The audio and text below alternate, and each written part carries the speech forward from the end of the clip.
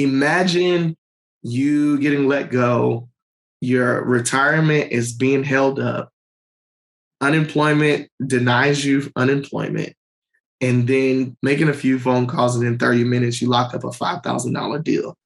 Hello, and welcome to the Obsessed with Real Estate show. I'm the host, Alana George, and I'm obsessed with real estate. Today's guest is Jarell Keys with J&S Realty Investments. And today we discuss a ton of topics, including what is wholesaling, wholetailing versus flipping, land wholesaling, and why I don't like working with wholesalers. Truth be told. So before we jump into the show, I just want to do a quick check-in. So this weekend, I'll be going to the Bigger Pockets Conference down in San Diego, and I'm really excited about it. By the time this airs, I will be back, so I'll have a lot of juicy nuggets from the conference. And if you're going, I'd love for you to reach out to me and let me know what your takeaways were, how you felt about it, the whole experience. This will be my first time going, and I've been meaning to. It's been like a bucket list item for a couple years now. So if you go, please reach out. I'd love to hear your experience. It would be enriching for the both of us, I'm sure. And this week's mindset tip I have for you is done is better than perfect. Okay, that's my mantra for this show, actually, because the truth is, if I waited for everything to be perfect, for me to be perfect, perfect host or look perfect or timing to be perfect, it just wouldn't happen. I wouldn't be here. I wouldn't be doing it. I wouldn't have done a lot of things that I've done if I waited to be perfect. And I realized that in my real estate career, I had to, done was better than perfect when scaling.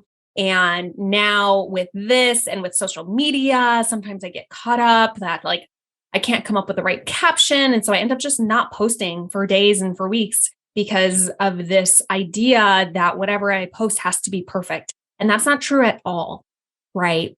Perfect is not a real concept because the moment we think that we are or we've hit some perfect level, the idea of perfect changes, right? It's not actually real. It will always elude us. So if you're on the fence about something and you're waiting until you're perfect or the timing's perfect to make a phone call, to change careers, to jump into real estate, just know that what you're really saying is you don't feel good enough and you're not going to do it. And that's really harsh. I know, tough love, but I've been there, and just know done is better than perfect. Believe me on this one. Let's jump into the show. Welcome, Jarell Keys with J&S Realty Investments. I'm so excited to have you here on our first interview episode. Thank you so much for being here. Thank you so much for the invitation. I appreciate it. Absolutely. So I met Jarell at a boot camp for multifamily syndications. And he just is so outgoing and just came up right away and introduced himself. We ended up going out to lunch with a group. Very memorable. You're very memorable. So I appreciate that. I try to be. Yeah, absolutely. I'm like, oh, this is Jarell. He's from Texas. He does this, and that, right? We connected, and I loved that. We were just able to hit it off, and that's why we go to these events, right? Absolutely. So I want you to share with the listeners and myself just a little bit about you and your background, what brought you to this point. So, starting out, of course, I took the traditional route of school like some people did. And I actually went to college and I graduated with a bachelor's degree in business. Started off trying to go into the work field and it just wasn't for me. So I actually ended up getting laid off in 2019, the week before Thanksgiving.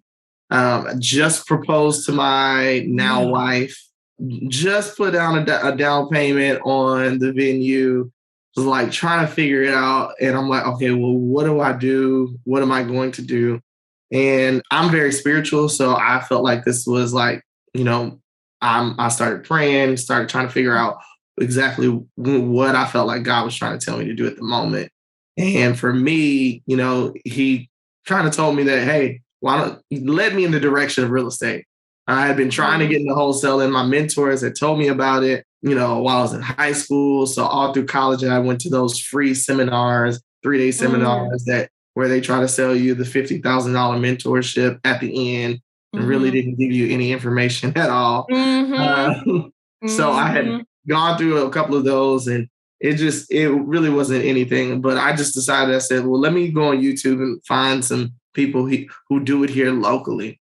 And I come across a guy. Share with us where you are. I live in San Antonio.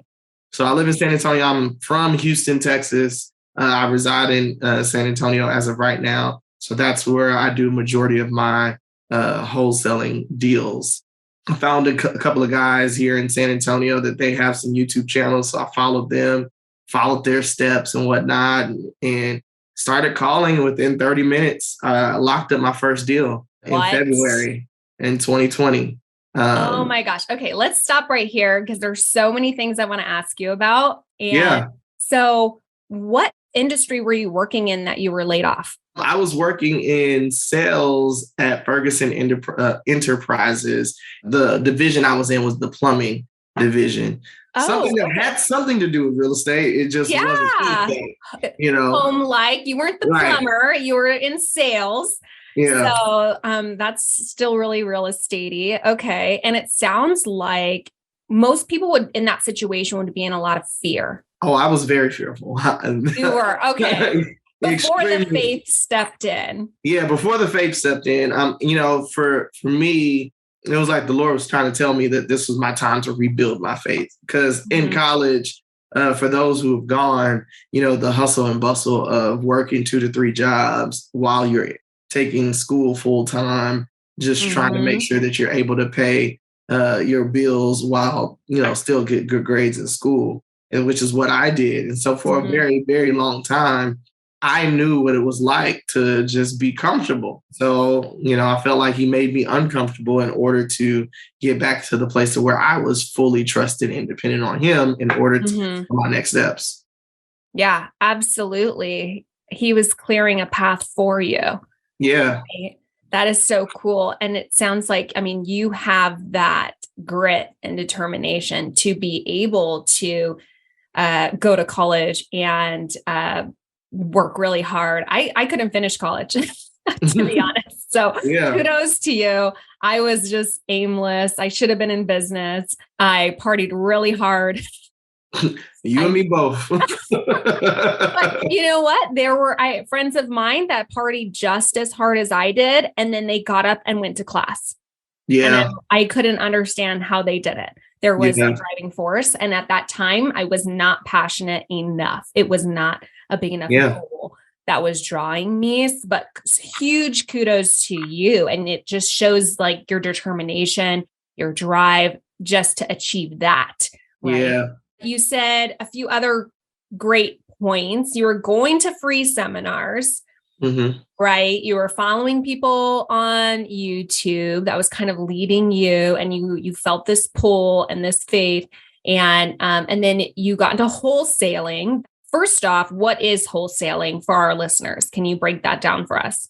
Yeah. So for those of you who don't know what wholesaling is when you're able to lock there's a subject property A that, is distressed, whether it be foreclosure or is dilapidated, it needs repairs.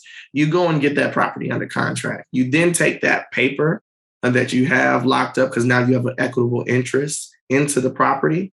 You take that paper to a buyer who has the money for it, and you say, hey, I have this property at this price. Would you be interested in buying? And then that buyer says, yes, I'll be interested in buying at a higher price than what you locked up the contract for. And then you get the profit in the middle. Well put, much better than I could have explained it. So thank you so much. And what drew you to wholesaling as a path into real estate? To be honest with you, I never wanted to be a realtor. I have cousins and family members who are, and I just saw their lives, and I saw their houses. Their houses were beautiful. But then when I finally bought the real estate agent course to do online, and I saw how many chapters there was, saw how many And you hours. said, oh no, I've already I finished said, school. I'm not doing this. not again. This is I refuse. I can't. Yeah. It was okay at first because when I originally opened up the online school, it only had 10 chapters. And I'm like, okay, I can get through that. But when I closed it and saw that there was 10 chapters for the 10 chapters, I said, oh, I'm not doing this. I just don't have the patience for it. So I resulted to wholesaling after trying many, many different things and applying for many jobs and not getting them. And I was like, what is happening? I know I'm qualified. And then the pandemic happened. So it was like it was the Lord protecting me from even getting the job in the first place, because I was able to benefit from so many different things and my time was freed up and I was able to wholesale and, collect the different various checks, stimulus checks and all of this different things during the pandemic. So it's been a blessing ever since. Yeah. I will be honest with you. As a licensed real estate agent, a realtor, there's a lot of crossover between wholesalers and real estate agents, right? Yeah. I feel like a lot of what wholesalers do could have a license for. And I've had bad experiences in the past with wholesalers, and honestly, they're not my favorite. I can understand. So when I met you, I was like, what? You do wholesaling? Yeah. Yeah, I can understand. Yeah. I mean, I've had some bad experiences, and I'm as a realtor, I don't work with wholesalers. Right. As an investor, if someone brought me a deal who is a wholesaler, I for sure would look at it and feel that they were owed a compensation for finding the deal, because I don't have time to go find deals with all I do. Right. And you bring me a deal and you want to make money on it, and its numbers still work for me. Absolutely. I will pay you all day. Yeah. But as a realtor, it's a different taste in my mouth altogether. Yeah. And I can understand why, because a lot of people don't do research before jumping into wholesaling. I've had bad experiences with realtors who don't necessarily work with wholesalers because of past experiences. My biggest thing is that communication is key with the seller. Communication is key. And with a realtor that may be involved, communication is key with the title company. It's all about learning how to nurture the relationship in which that you're doing business with, whether it's the seller, the buyer, the realtor, title company, the bank, the hard money lender, whoever it is. Whenever you're able to add value to all of those different situations, then it makes it easy. And also knowing how to do your numbers. And I think a lot of people don't just jump in, don't know how to do their numbers, and then gives us, wholesalers a bad rap, because you're shooting basically above market rate, and that's not a deal. It's all about the discounts. Learn how to discount the property correctly and negotiate with the seller, so that way you are able to add value. Right. I think you bring up a lot of good points, and what the point that I was blaringly hearing was communication, because that was where it lacked with the situations that I've dealt with wholesalers. Right. They weren't upfront about what they were doing. We got into contract and they told me every day that the initial deposit, the earnest money, was coming, and it wasn't. Nobody sent it. Right. Here I had to tell the listing agent, it's coming. They said they sent it. I don't know why it's not there. Right. And I'm feeling like a liar. And so it put me in a really bad position, because I have my own, reputation to protect as well. So, communication is great just in life and business and relationships. But I agree. And I think that's where a lot of times, and the numbers get dropped, and how wholesalers get a bad reputation is that, because then we got into contract. He's like, oh, I'm going to have my partner come. Can you show him the property? I'm thinking, yeah. I'm like, cash, show up, open the door. And this partner starts drilling me on comps and value and And I'm, telling him, like, I know my market. Yeah. And then he's like doubting me and being skeptical. And I'm like, who is this guy? Well, turns out that they were trying to assign it. And I had no idea.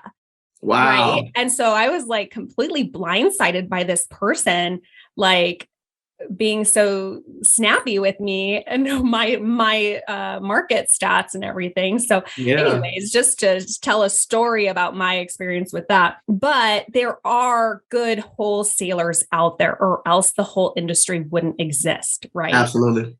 So it sounds like, you go above and beyond to make sure that you're not one of them. Absolutely. Absolutely not. My biggest thing is I also know different exit strategies because I don't look at wholesaling as who I am. Wholesaling is one title. I'm an investor. I understand that because I can wholesale a property. I can fix and flip a property. I can sell or finance a property. I can rent out a property, or I can wholesale a property and just do a little bit and then send it over to a realtor who can list the property for me.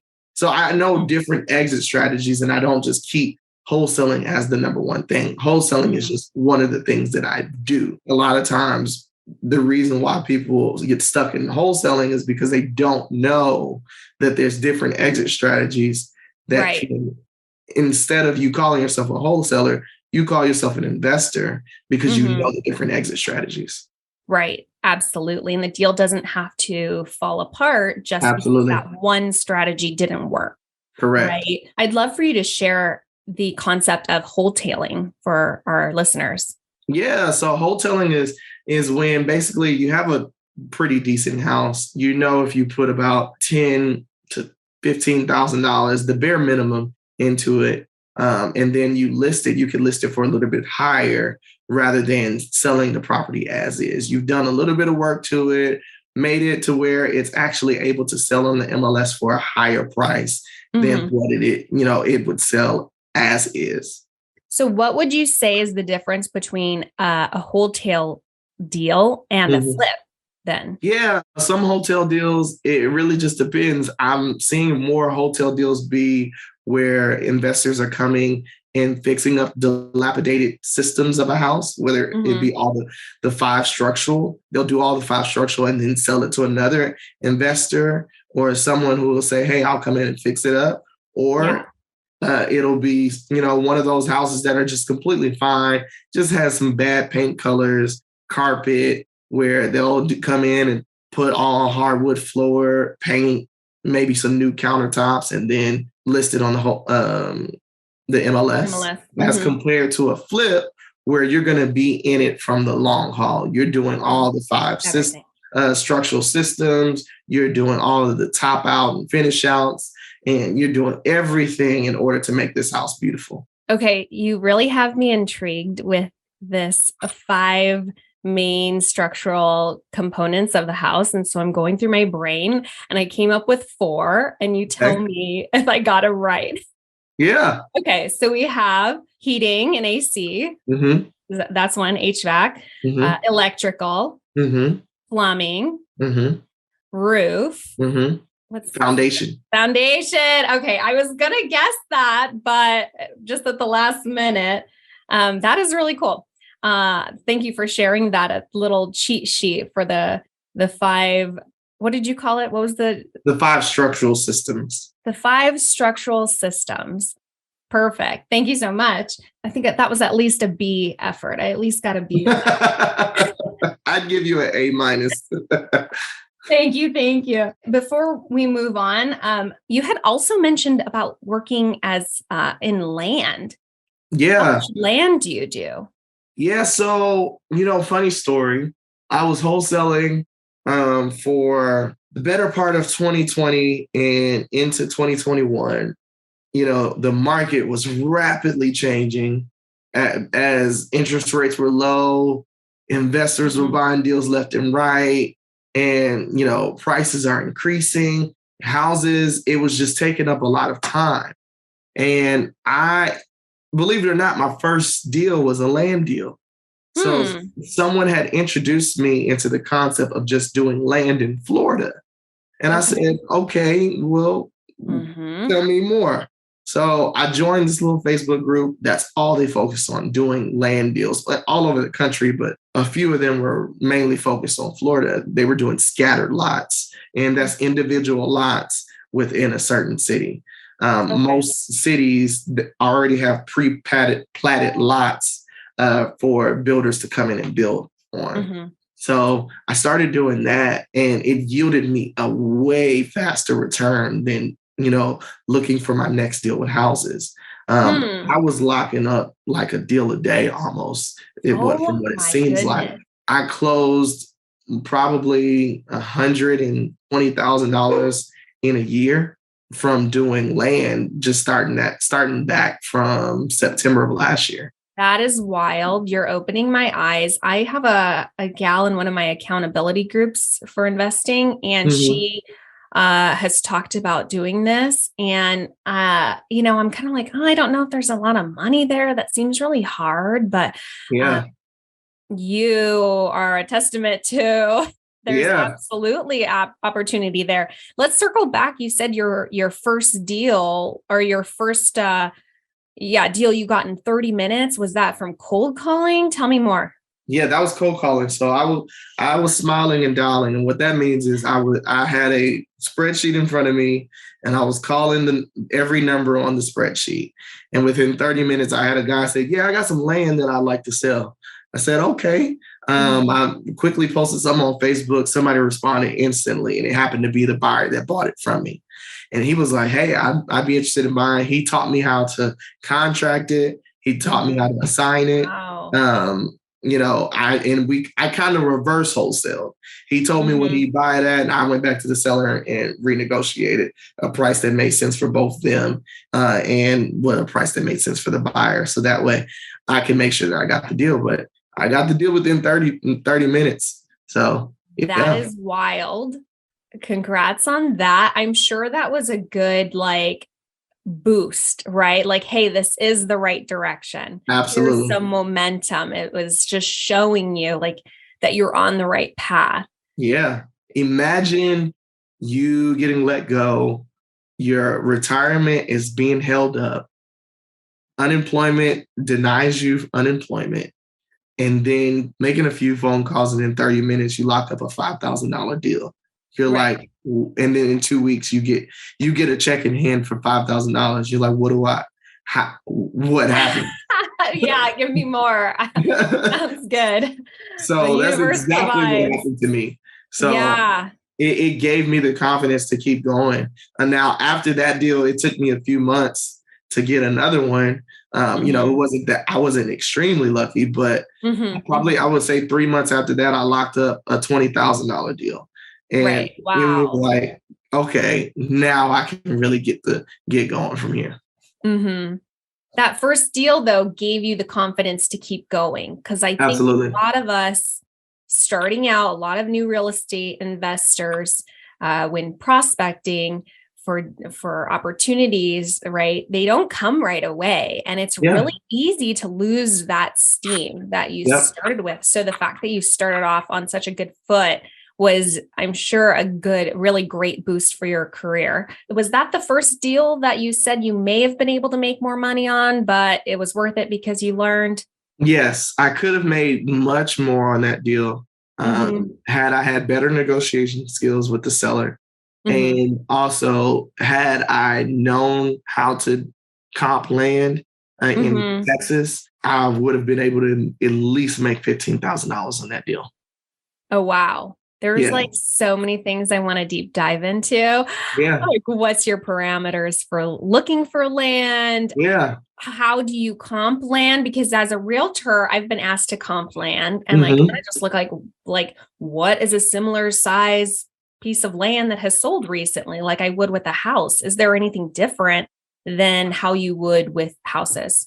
It's not necessarily anything different than what you would do with houses, but what the main key takeaway that I learned from comping land, I don't normally do that anymore because I don't definitely deal with land here in Texas. I do more land in Florida, and I work with builders in that. But when doing land and someone's looking to purchase land, they're asking a realtor to comp land. Any realtors that are listening, I would say go find the nearest land that is sold, find out what the price is per acre that's sold at that. Now, if you're trying to be an investor and do all those different things, of course, you want to get it less than what was sold, previously. But generally, you want to look at what price per acre is going for in a similar area. And of course, when doing houses and whatnot, you're looking, within a half mile. With land, you're probably going to look within the last 5 to 10 miles out, right, to see what is sold. Yeah, because the pieces of land are bigger, so they're spread out more, right? Okay, that makes sense. Let's see. So we touched upon land. So tell me more about your career with wholesaling, what it looks like now. How many homes have you wholesaled since that first one? Man, I honestly, I don't know. You don't know. I don't know anymore. It's You're just blowing through them. Yeah, it's really been like, I've looked at so many deals. I've ran the numbers on so many deals and then with land added to that, I have no clue how many deals I've done at this point. I can easily say it's been over 50 deals that I've been able to contract and sell within the last 2 years. Amazing. And that's the crazy part about it, is to look back, going from zero to so many is the crazy part. And now that ever since we went to the boot camp, I've been focusing on multifamily now. So have you taken your foot off the gas per se of your wholesaling business, or is that mostly on autopilot now? It's not on autopilot because I'm a single man show. But I do work with a couple of partners here in San Antonio, where I go to their office and kind of help them close deals as well, get a portion. So I don't necessarily spend so much money marketing like I would like to. However, I'm helping them build. They're helping me build while I'm building this multifamily syndication machine. So I did kind of take my foot off the gas a little bit, but not as much as just say, okay, well, I'm gonna just let it, glide until we stop. Yeah, exactly. So one of the questions I like to ask my guests is to tell me about their career wins or something that they're especially proud of. Yeah. I want you to brag for a minute because it feels awkward and we don't do it enough. Yeah. Right. So tell me something that you're really proud of. I'd say my beginning in wholesaling, investing, and my beginning in the multifamily space. I'll say, because I got that deal within 30 minutes, I'm super proud of how I did it. I'm super proud of the fact that I kept going. I'm super proud that I was able to do over $100,000 in land. Those are my really big wins that I'm super excited about.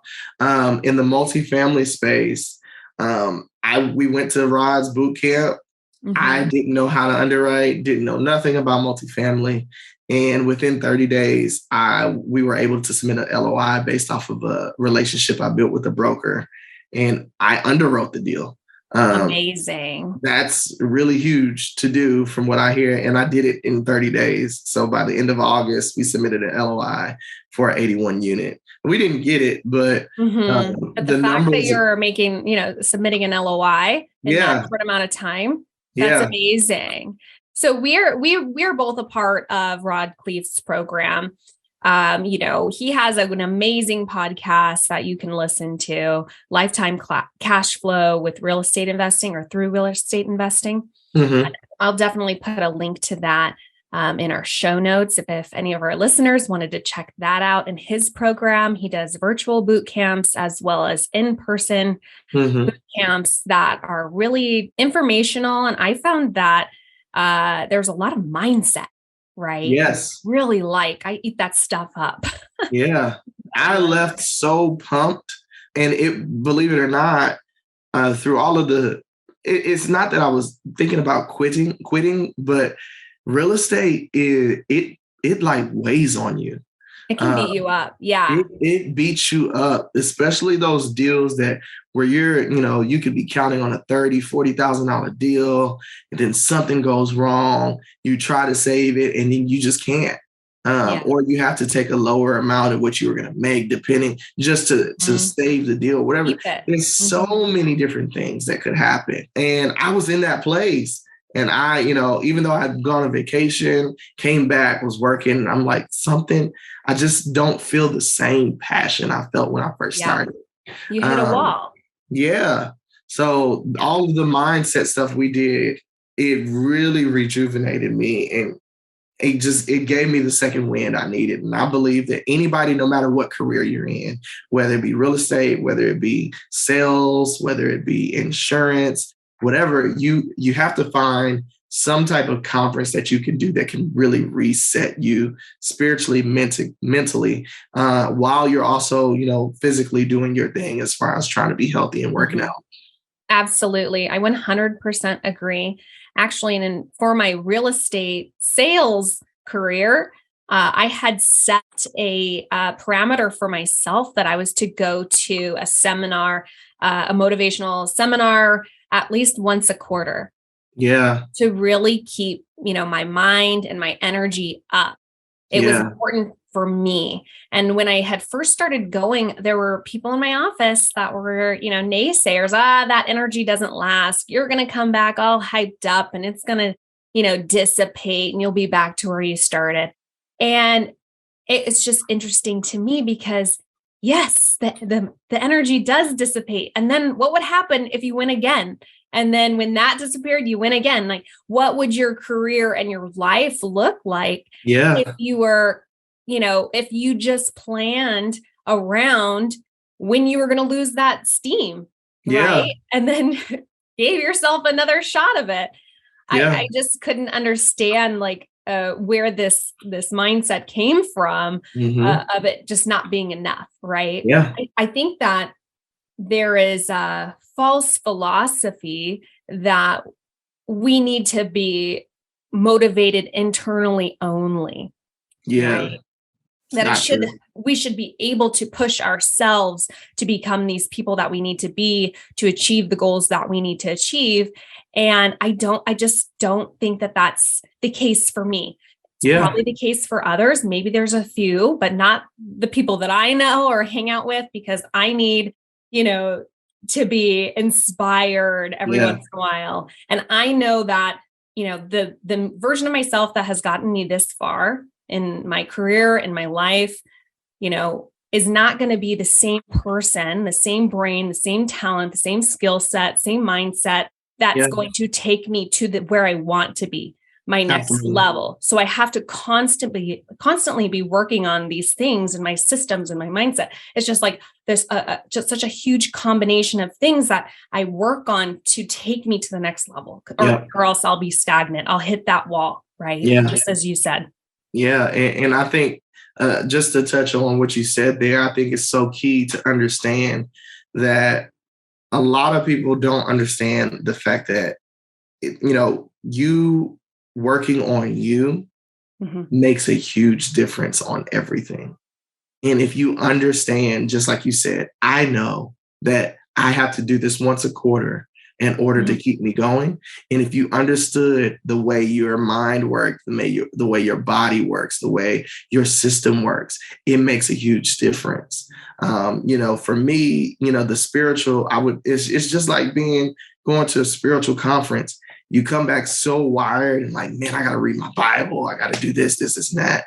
The energy does dissipate. It does. Then you go to the next conference, you come back and the same. But the thing that people don't realize is that you begin to start getting wins along the way. And then that win now triggers you to have a little bit more energy than you had before. You're like, okay, shoot, I got to go do this again. So now it creates this, even if it's like, hey, I got to go once a quarter, but now you're seeing 4, 5, 6 wins within that next quarter. You're like, I don't need to stop right now. I can go to the next event, but this is my schedule. I'm getting, things are going. So it's all about understanding that it's bigger than just being motivated. It's about getting that mindset shifted from that brick wall that you've been hitting your head against to, hey, it's time to get up. What are your goals? where do you see yourself? Envision yourself there. Yeah, absolutely. And I think that attending seminars is powerful too, because for me, it forces me to have look up. I feel like I can work with my head down so much, like got to do this, all these tasks, right? All my to-do list, get my daughter's lunch ready for school and, drop off these keys and And then I have all these to-do lists every day, but like actually looking up and the big picture of my business, big picture of my life, my family, right? And these seminars make me look up and plan for the bigger goals, right? Yeah. I'm doing all these little things every day. Why? Where is it taking me? Yeah. And it's so hard on our own sometimes to set, 1 year, 3 year, 5 year, 10-year goals. Absolutely. Unless somebody's forcing me to do it. I mean, my brain can't even think 10 years out. Like that is so far. Absolutely. And even it challenged me to come back and even just do it with my wife, just like, hey, and with my friends, like, hey, we should be planning for, the X, we should be planning for Z, we should be planning for Y and ABC, all of these different things. We should be planning for these different things. We should be talking about it. And because what you realize is talking about it, what makes you motivated to go out and do it. And when you're working so much, it stops you from talking about it. Yeah. And I think that sharing your goals with your friends is very powerful. If you have friends that are of like mind, I have a group, I call them my home girls, because we're all realtors and also investors. Yeah. Right? So we get together once a quarter, and that's coming up, to go over our goals for the quarter. How on track are we for our goals for the year? And then we just started tracking our net worth as well, thanks to, I think it was Wendy Papasan who had shared that nugget at InvestHerCon this year about, tracking your net worth as well, because yeah, that was really powerful. I hadn't really thought about it because growing up, you go to school, you go to college, you get a good job, right? And then we track our income on a yearly basis. Like how much did you make this year? And in real estate, it's the same. Like I'm trying to beat my GCI, my gross commission from last year all the time, right? That's the hamster wheel of just year to year instead of like, what's my net worth? And you think about anybody who's at the top of their field, like Elon Musk, they don't talk about him about like how much he made in a year. In his headline, they say his net worth. Yeah. What's his net worth, right? Yeah. And so it really opened my eyes to that just making that a focus and talking about it brings, power and motivation to it. And it's in the forefront of my mind now, right? Of adding to that. Yeah. So anyways. I love that. No, I love that. I love every bit of that. That's definitely something and as me being an investor, learning the multifamily game, because I had no rentals or anything like that as of right now. That was the whole purpose of me going to this boot camp. I have no earthly idea how I even was a part of the Rod Cleave Facebook group. I don't know how I joined, but all of a sudden I started getting all of these different divine intervention. Yeah, literally. And I was like, okay, I was at the point where I was like, do I go to this event or do I not? Like, I had we went on a cruise, we went to Cabo, I went to Chicago. I was like, I've been on vacation for so long, I don't need to go anywhere else. But it literally probably the month of, I was like, no, I really feel like I need to go. And it was the best decision of my life. It absolutely was. Oh absolutely my gosh. Was. That's amazing. I love that. And I hear a lot of like similarities between your story now and mine as far as wholesaling and real estate sales. You're always chasing the next deal. Right? Absolutely. You're only as good as your last paycheck. Yeah. And there's no residual income with that. And that's really what pushed me this year, after having the best year of my career last year, towards building up, the passive income. Yep. I worked really hard last year and had a really great year financially. Did I want to work that hard for every year for the rest of my life or harder? Like, no, No. I'm still building my family. I got things I want to do. I want to take time off, more time. Yeah. So, that's what kind of like led me down this path as well. So I want to hear about, Jarell, what we're talking about, all these wins and all this great mindset stuff. Tell me a little bit about, what kind of stuff do you struggle with in your career?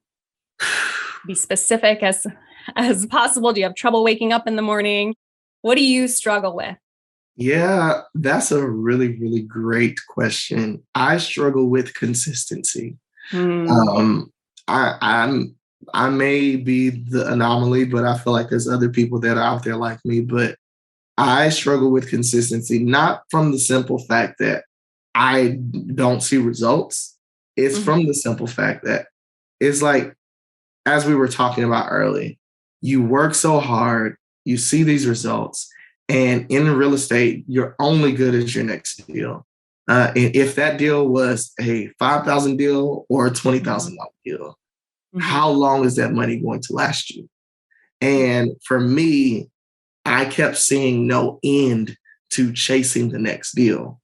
And I was like, there has to be, I'm working on my credit here, trying to get my credit up so I can get business credit, so I can go out and start buying rentals.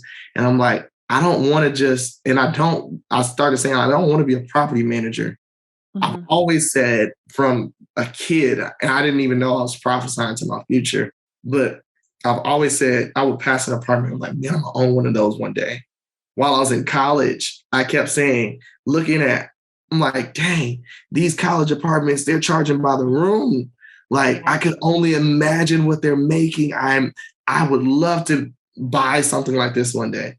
I was prophesying to my future, not knowing that this would be something that I knew that this would be something that I would be doing one day. Just didn't know it would be so soon. So I really believe I realized that my consistency is what stopped me from getting here faster, if that makes sense.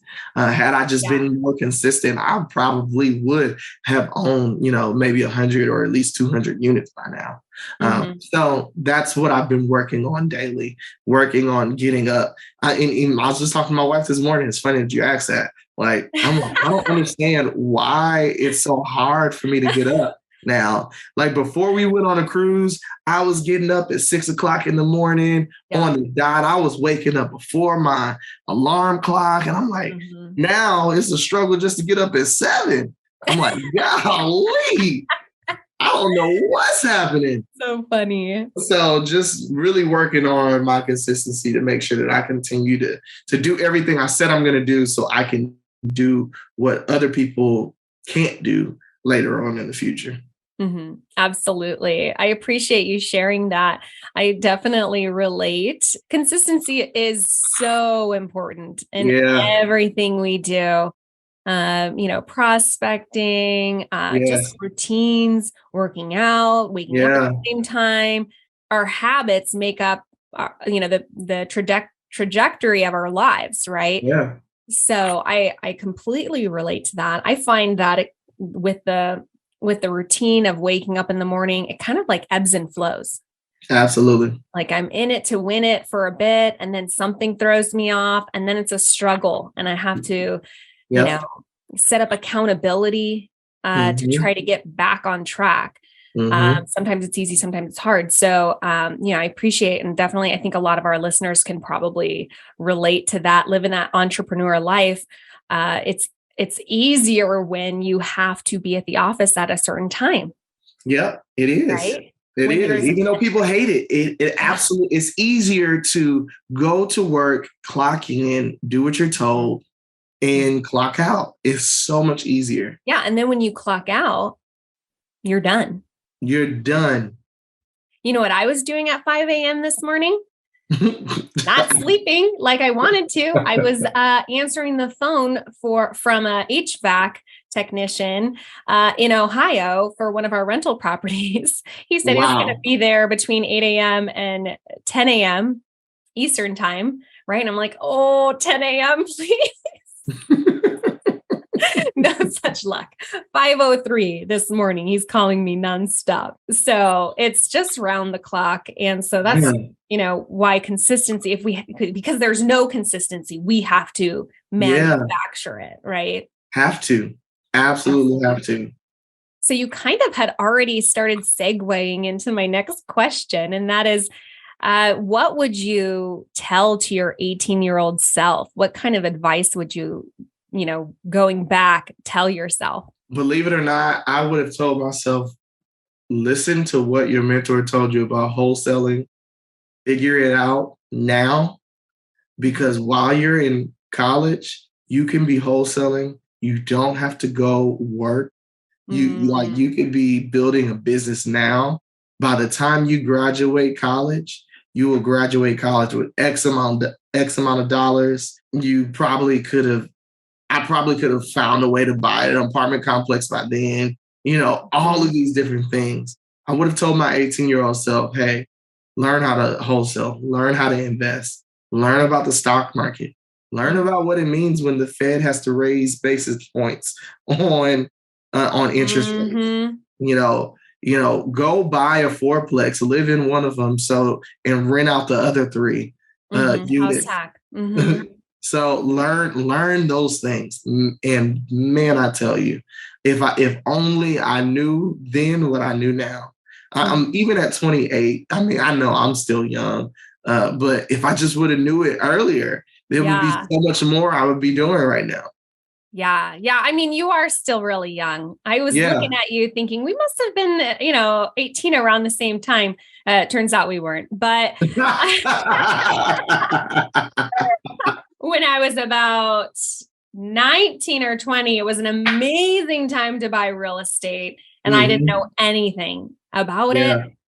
And I'm in the same boat. Obviously, it's like, I wish that I would have known. I wish I would have been listening to podcasts like Bigger Pockets and learning about out of state investing. So, or house hacking, I had heard about that for college students that sometimes parents would do that. They'd buy a place and then rent out the room. And I just thought like, wow, that's pretty cool. Yeah. I wish I had rich parents. Yeah. And good.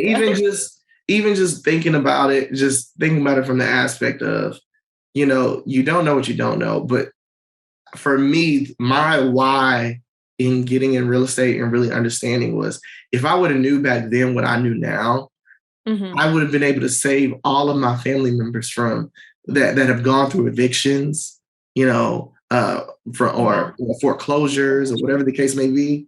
I would have been able to help them, and now my goal is helping others, being in real estate, whether you're an agent, investor, you're helping someone with something, whether it's just putting money in their pocket or you're actually helping them out through a situation. We're actually helping someone right now who's in a tough situation that we're just trying to make the deal work so that they can, it's all about how can I help the next person? Right. You're providing solutions. And I think as long as you have that in the forefront of your mind, right, you're going to be successful. Yeah. You're helping people, right? How could you go wrong? Yeah. I love that. So tell me, Jarell, what are you currently obsessed with? I am currently obsessed with learning how to freaking underwrite. And you mean multifamily apartment buildings, right? Yes. Okay. Learning how to underwrite. Right now, I'm before we even got on the call, I was underwriting a deal with a loan assumption, and that's new. All the other deals I've underwritten, I've never had to deal with a loan assumption. So I'm like, okay, what does that look like? So learning all of these different things, I'm like, golly, just learning the ins and outs of it, I feel like will put me. And then the other part of it is, I don't want to learn it for myself. I've been talking about multifamily, been talking about raising capital, been talking about all of these different things with my friends and family members. And they're like, hey man, whatever you learn, if you're willing to share. I don't want to be the guy of course, at some point, I'm sure probably have to, but I never wanted to be the guy that wants to charge people for the knowledge that I learned. I've always wanted to be the person that said, let me go pay for the knowledge, let me learn, and let me share it with the person that will actually take action, Right. So Well, especially family. Yeah, especially family, because, financial literacy comes from family. Yeah. Right? It doesn't come from school. It's very rare that there's an outside source that you have both a rich dad and a poor dad, right? Absolutely. Most people just have the one dad that they got, the one mom, and whatever, financial intelligence or information or thought processes that the parents have, the kids have. Yeah. Right? Absolutely. So it is your job to share that with your family. Yeah. So that's a very motivating reason to be researching and figuring this all out, right? Yeah, absolutely. So tell me a boring fact about you. I'm sure our listeners will love this. I am an avid TV watcher. So I would literally sit down and just watch TV all day and do absolutely nothing if I could. And there are times where I will get so frustrated with everything I'm doing, and I will say I'm not answering any calls. Yeah. And I'll just sit down and I'll watch TV. And I get bored doing the bored thing. So, I've realized that I can be boring in that sense. Like, people are like, hey, let's go here. I'm like, I'll just watch TV. I'll be all right. Just watch TV. What kind of shows are you into? I like all of them. And the only thing I don't watch is anything like horror related. But I watch, I watch the comedy shows. I've watched some documentaries. I'm not a big documentary person, even though history is great. And anybody listening, go learn your history. But I'm not really big on documentaries, but I will watch some. Yeah. I watch the crime shows. I watch Game of Thrones, House of Dragons, all of that, the medieval stuff. I'm like, if it's a good show, I'm going to watch it. Yeah. Okay. See, that's interesting. It's interesting. The boring stuff becomes interesting. It does. Yeah. It circles back. Yeah. So tell me what is next for you. What's next on the horizon?